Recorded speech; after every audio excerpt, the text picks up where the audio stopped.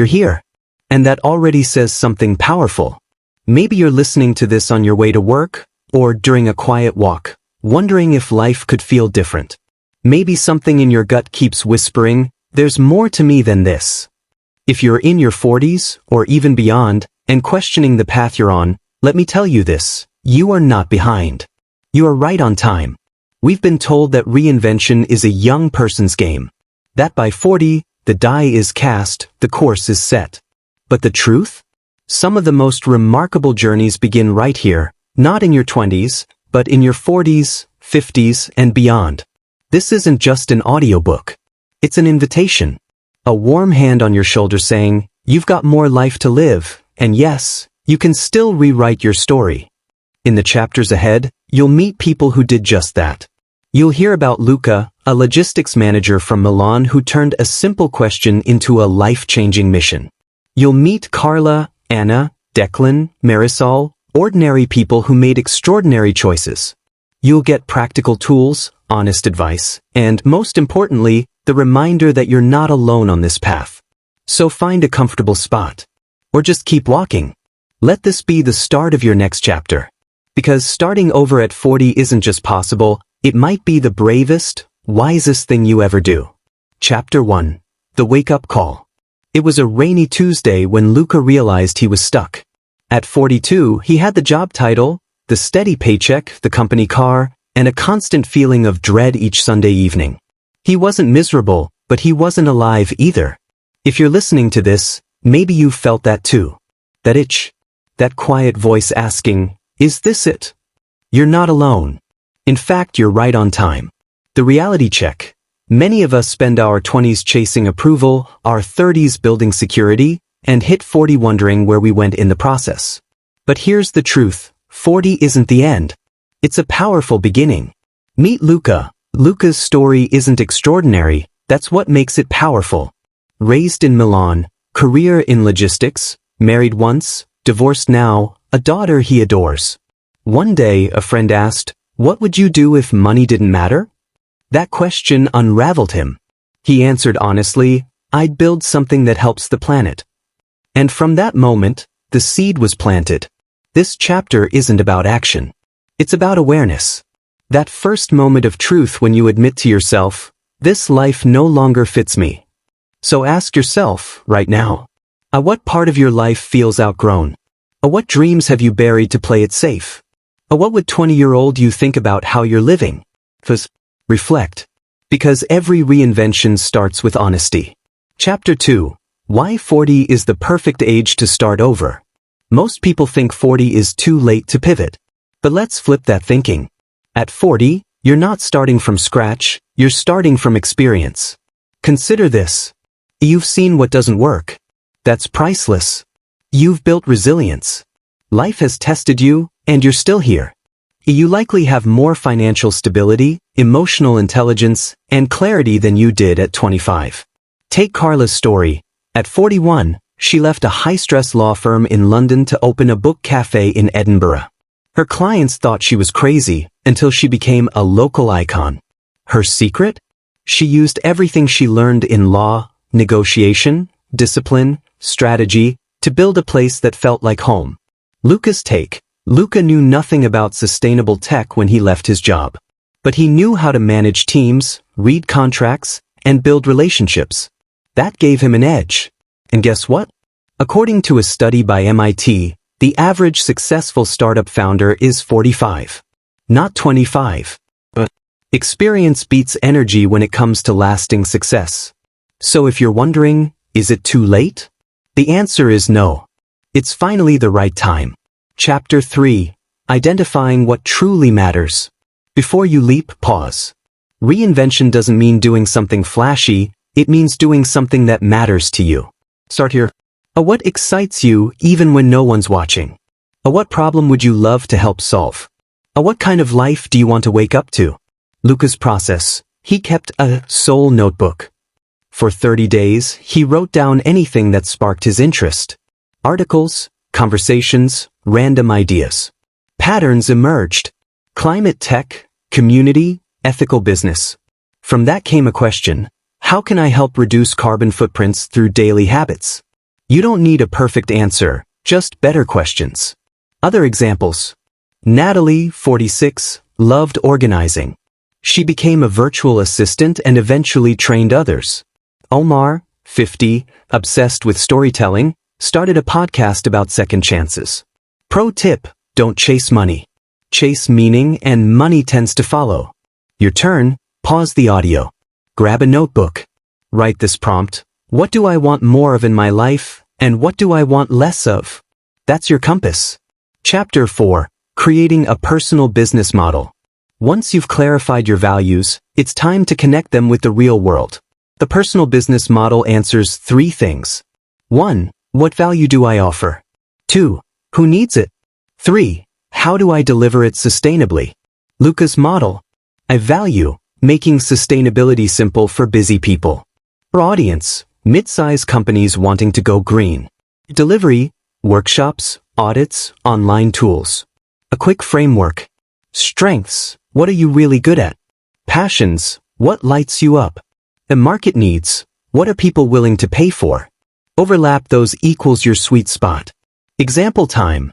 Anna, 44, loved baking and had a knack for storytelling. She started a YouTube channel teaching traditional Polish recipes and wove in family history. She now earns from ads, classes, and a cookbook. Luca's tip, start with a lean test. Offer a mini version of your service. Charge a little. Get feedback. Iterate. You don't need a grand launch. You need a small, brave start. Chapter 5. Funding your dream without breaking the bank. Money fears stop more dreams than failure ever will. Let's bust that myth. Here's the truth. You don't need a fortune to start. You need creativity, discipline, and a willingness to start small. Luca's early setup. Used savings to cover 3 months of basics. Bartered with a designer for his logo. Ran workshops from co-working spaces. Used free tools. Canva, Notion, Zoom. Alternative funding ideas. Microloans, like Kiva or peer-to-peer platforms. Grants for small businesses or green startups. Pre-selling a course or product. Crowdfunding, Kickstarter, Indiegogo. Real-world example. In Ireland, Declan sold his old vinyl collection to fund his photography side gig. One shoot led to another. Within a year, he had a full-time business. In Spain, Marisol rented her spare room on weekends to cover startup costs. Action. Chapter 6. Building a support system. No one succeeds alone. Whether it's emotional backing, expert advice, or simply having someone to share the highs and lows with, a support system is essential when starting over, especially at 40. For Luca, support began with a simple conversation. He opened up to his sister about his plan. She listened, offered encouragement, and even connected him with a friend working in green tech. From there, his support web grew. A mentor he met at a networking event, an online group of eco-entrepreneurs, and a freelance accountant who understood early-stage startups. Support in practice. Friends and family, let them in. Not everyone will understand your path, but many will cheer you on. And mentors, seek out those who've walked the road before you. Their insights can save you time and money. Peer communities, online or local groups can provide accountability and motivation. Professional services, lawyers, accountants, coaches. Investing in guidance early can prevent expensive mistakes. A real-world glimpse. In Finland, Teemu, a former airline mechanic, started a bicycle repair shop. He joined a small business co-working space, which led to collaborations with a local tour company. That one connection doubled his customer base. In Portugal, Sophia, 44, joined a local women's entrepreneur circle. Through the group, she found her first clients and even met her business partner for a wellness retreat brand.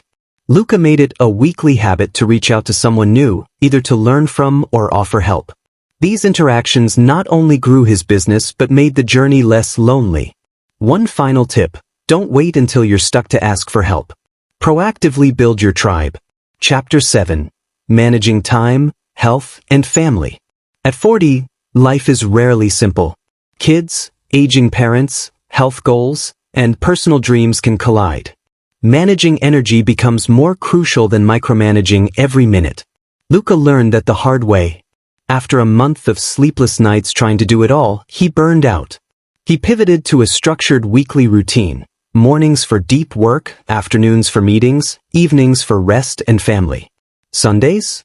Completely unplugged. Let's bring this to life. In the US, Tanya, a divorced mother of two, blocked out just 2 hours a day for her digital design business. She made it fun, letting her kids vote on her logo drafts. That small act bonded them and gave her the encouragement to keep going. In India, Raj created a tech boundary. No business calls after 7 p.m. He practiced yoga each morning and credits this ritual for keeping his mind clear and calm during startup storms. How to balance? 1. Time block your top priorities. 2. Set clear boundaries with clients, with family. 3. Schedule recovery time just like a meeting.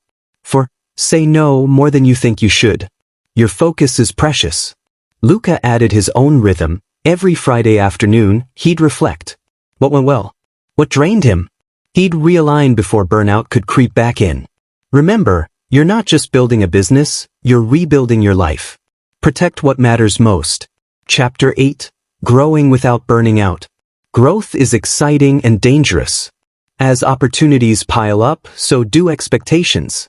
Sustainable growth means knowing what to say no to. Luca felt it when 3 clients asked him to consult monthly.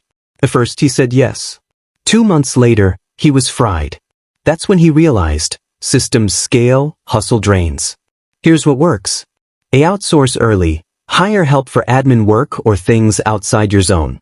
Automate, use software for invoicing, calendars, and posting.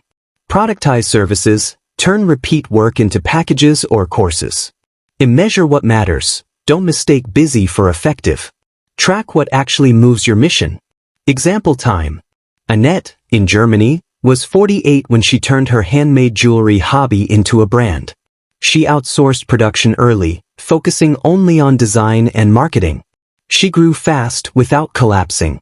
In Chile, Jorge started a home renovation business. He capped projects to 3 per month. No overbooking. He chased premium clients, not volume. Luca followed suit. He built templates for client work, stopped taking weekend calls, and gradually shifted from 1:1 consulting to group training. Online courses followed. One thought to leave you with. You didn't leave your job to work 80 hours a week. Choose growth that aligns with your ideal life. Chapter 9. Real Stories of Reinvention. Let's pause for a bit of inspiration. Here are real people from different corners of the world who took the leap at 40 plus and created something extraordinary. Marta, Poland. After 20 years in education, she launched an online English school for retirees who love to travel. Now, she teaches from anywhere in the world. Felix, Nigeria. A former banker turned mushroom farmer. 3 years in, he's supplying restaurants and employing a local team. Samantha, New Zealand. Once a nurse, now an Etsy entrepreneur selling digital planners. Her secret? Designing tools based on real human stress. And of course, Luca. By age 43 he had the stable, mission-driven business. Spoken at 2 industry events. Taken a month-long hiking trip to Patagonia, his lifelong dream. These stories remind us, reinvention isn't a straight line. But each step takes you closer to the life you imagined. Chapter 10. The New You. So here we are. The end of this audio journey, but maybe the beginning of something new for you. Starting over at 40 isn't about throwing away your past.